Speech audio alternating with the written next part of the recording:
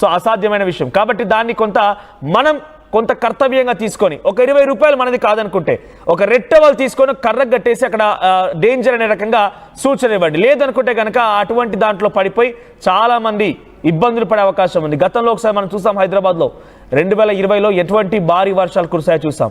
అసలు ఎక్కడ ఎటువంటి గుంతుందో తెలియదు. మ్యాన్ హోల్లో చిన్న పిల్లలు పడిపోయి చనిపోయారు. ఎల్బీనగర్ లాంటి ప్రాంతాల్లో చిన్న పిల్లలు ఆ మ్యాన్ హోల్లో తెలియక ఆడుకుంటూ వెళ్ళిపోయేలా పడిపోయి చనిపోయిన సందర్భాలు అనేకంగా ఉన్నాయి. సో అటువంటి ఘటనలు మళ్ళీ జరగకుండా ఉండాలంటే పోయేది ఒక 20 రూపాయలు. మీరు టీ తాగినంత విలువ కాదంతా కూడా. మీరు ఒక చిన్న టీ తాగిన విలువ కాదు. 20 రూపాయలతో ఒక రెడ్ కలర్ టవల్ తీసుకొని అక్కడ కట్టేయండి. వెనకాల వచ్చేటువంటి ఆ వాహనదారులు ఎవరైనా కనుక ఉంటే వాటి నుంచి అలర్ట్గా భావిస్తారు. అటువంటి ప్రాంతంలో నుంచి కొంత జాగ్రత్తగా వెళ్తూ ఉంటారు. మరి ముఖ్యంగా హైదరాబాద్లోని యూసఫ్ కూడా ఈ ప్రాంతాల లో లయింగ్ ఏరియాస్ ఏవైతే ఉంటాయో అక్కడ చాలా భారీగా వరద నిలిచిపోయి ఉంటుంది. కాబట్టి అటువంటి ప్రాంతాల్లో చాలా జాగ్రత్తగా వెళ్ళాలి. సో ప్రతినిధులు అందుబాటులో ఉన్నారు రెడీగా.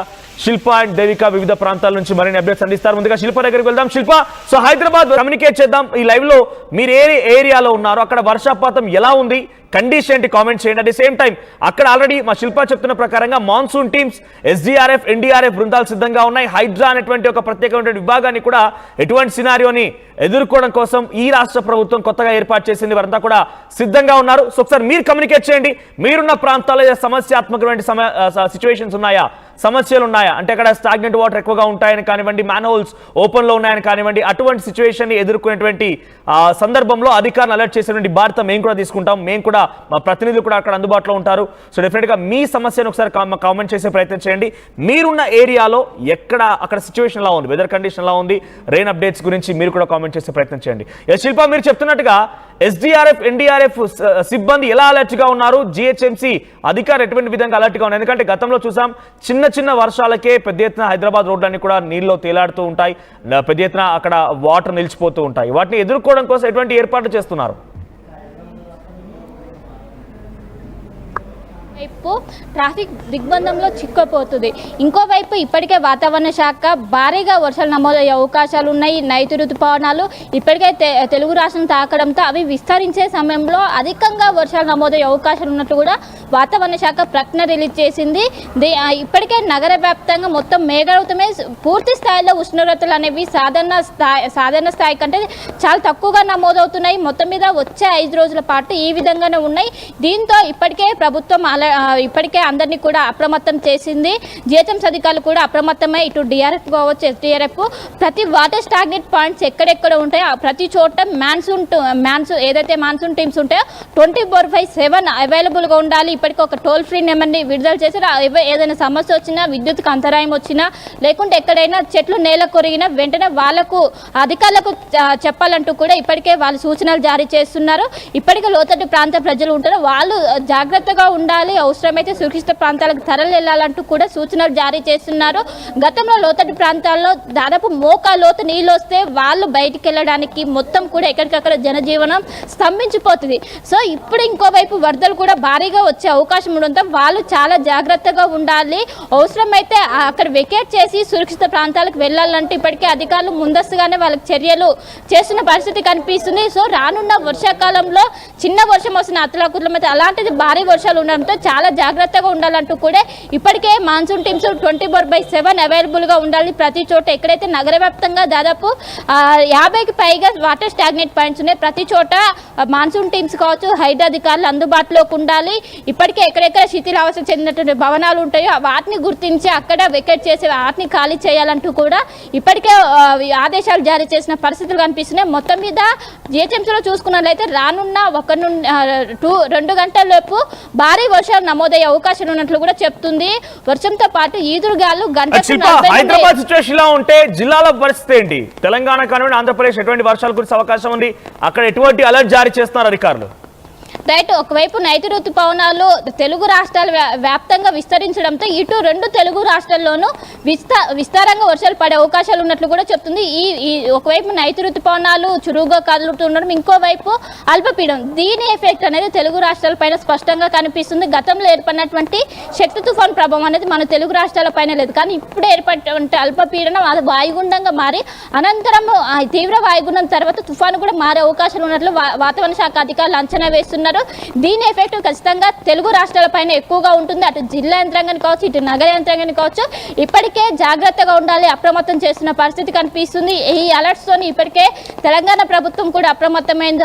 అటు రైతులకు కావచ్చు, ధాన్యం తడవకుండా చర్యలు తీసుకోవాలంటూ కూడా అక్కడ మార్కెట్ అధికారులకు కూడా ఇప్పటికే సూచనలు జారీ చేస్తున్నారు. సో మొత్తం మీద రానున్న 5 రోజులు get back to again Devika అందుబాటులో ఉన్నారు. ఎస్ దేవిక, మీ దగ్గర ఎటువంటి వెదర్ కండిషన్స్ ఉన్నాయి? మీరు ఏ ప్రాంతంలో ఉన్నారు? అక్కడ వర్షం సంబంధించి అప్డేట్స్ ఏంటి? మరి ముఖ్యంగా అక్కడ అధికారులు అందుబాటులో ఉన్నారా? ఎందుకంటే భారీ నుంచి అతి భారీ వర్షాలు కురిసే అవకాశం ఉన్న నేపథ్యంలో ఇప్పటికే జిహెచ్ఎంసీ అధికారులు అలర్ట్ అయ్యారని చెప్తున్న నేపథ్యంలో మీరున్న చోట అధికారులు ఏ రకంగా అలర్ట్ అయి ఉన్నారు? మనం చూడొచ్చు, తెలుగు రాష్ట్రాల్లో అయితే భారీ వర్షాలు అయితే మొదలయ్యాయని చెప్పొచ్చు.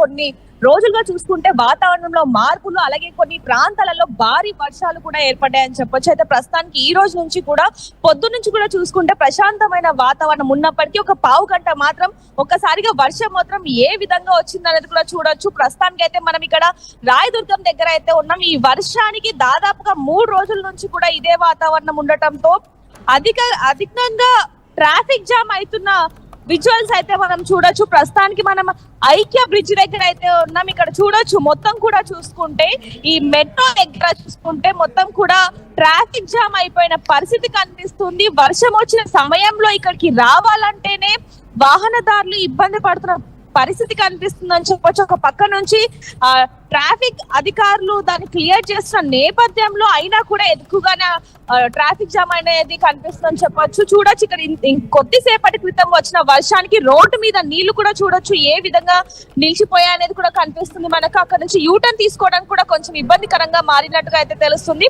ఆ మెట్రో దగ్గర చూసుకుంటే వాహనదారులు నిలిచిపోయిన పరిస్థితి కూడా కనిపిస్తుంది, నెమ్మదిగా ముందుకు వెళ్తున్న పరిస్థితి. అదే విధంగా చూసుకుంటే ఇలా భారీ వర్షాలు సడన్ గా రావటం అంటే కొద్ది రోజుల నుంచి మనం మన ఆర్టీవీ ఎక్స్క్లూజివ్ లో చెప్తూనే ఉన్నాం. ఎందుకంటే భారీ వర్షాలు ఏర్పడుతున్నాయి, ప్రజలు అప్రమత్తంగా ఉండాలి. ఒకవైపు నుంచి జిహెచ్ఎంసీ అధికారులు, ట్రాఫిక్ పోలీసులు, అలాగే వాతావరణ శాఖ ప్రతి ఒక్కరు కూడా చెప్తున్న మాటలు కూడా ఇవి అని చెప్పొచ్చు.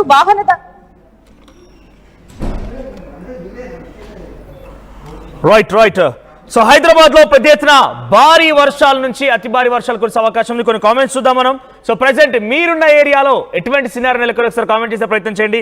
మనతో పాటు కొంతమంది కామెంట్స్ లో పాల్గొంటున్నారు. మాదాపూర్ లో ఫుల్ రెయిన్ అని చెప్తున్నారు. ఎస్, మాదాపూర్ వైపుకి ఎవరైనా ప్రయాణించే వరకు కొంత అలర్ట్ గా ఉండండి.